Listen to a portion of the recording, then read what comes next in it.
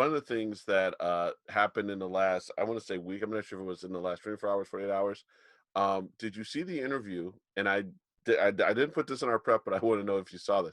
Did you see the interview between the Breakfast Club and Hakeem Jeffries this week? I did. Yeah, I did. He, Do you see how he dragged Sean King? yeah, I love how he dragged Sean King. There was a reference. There's a Jay-Z reference in there. I know he drops a lot of Jay-Z references.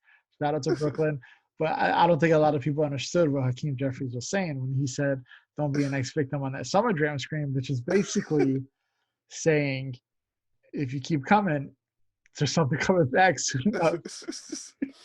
Well, here's a funny thing. So, he did three things that I thought were funny. First of all, he called him Jeffrey by his I birth didn't name even was know Jeffrey. his real name was Jeffrey. He called him Jeffrey. Then he also basically called him a gentrifier, Mm-hmm. which is what a lot of people say about these socialists. Yeah. And then he threatened to put him on the summer jam screen, Yeah. which is, of course, I will admit, up until I started watching Jesus and Miro, I'd never heard that phrase. Yeah, no, I'm a big time Jay-Z guy, so I understand it. Yeah. It's New York hip. For anybody who doesn't know, it's New York hip hop lore. Every single year, the Summer Jam is the biggest concert, and it's famous for when you want to take a shot at somebody, you wait till Summer Jam and you put them on the Summer Jam screen. Where Yeah, everybody's wasn't it like 2001? He did that to Prodigy or something. He did it to Prodigy and he did it to Nas at the height of Nas's beef with Jay. And he brought out Michael Jackson on Summer Jam. It was like Jay-Z's obviously the kick in New York when it comes to that stuff. And speaking of New York, how about them Knicks? Yeah, I might become a Knicks fan. They had the draft this week, and some of you may or may not know I'm a graduate of the University of Dayton, and we had both the Coach of the Year and the Player of the Year this year. And the Player of the Year was a guy by the name of Obi Toppin from Brooklyn. He played University of Dayton. We were hoping he'd go higher, but he ended up going to the Knicks. I was hoping he'd come to the Bulls, and it was funny because all of my friends who went to Dayton, who live in various NBA towns across the country, we were all, of course, all the guys from Cleveland were pulling for him to go to the Cavs, because all of us happen to live in towns that were high enough in the draft that we could have gotten them.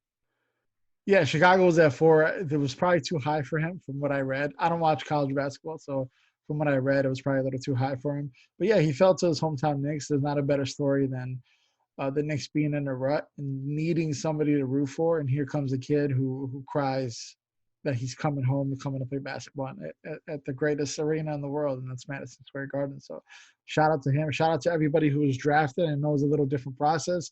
You can't walk on stage and shake Adam Silver's hand, but congratulations to everybody involved. The worst part about it is the Adam Silver referred it to, he said, Dayton University. And you have to understand, we're not a basketball school, so we don't get to see our guys go in the lottery rounds and the higher rounds.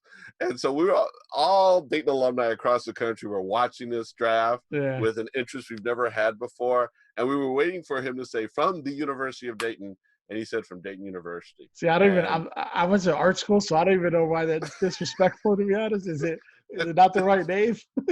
Yes, it's the University of Dayton. It was the most disrespectful thing that I'd ever had in my life. And there was, just to put it this way, Adam Silver better never, ever show his face in Ohio. Not just Dayton, but the entire state of Ohio. I'm sure Adam's fine with that. We don't play that. So on that note, I want you to have a very happy Thanksgiving. You too, And I want everybody who's listening to have a happy Thanksgiving. So for now, this is John Moore. Fady signing off. Be safe, everybody. Enjoy your holidays, and we'll see you guys soon.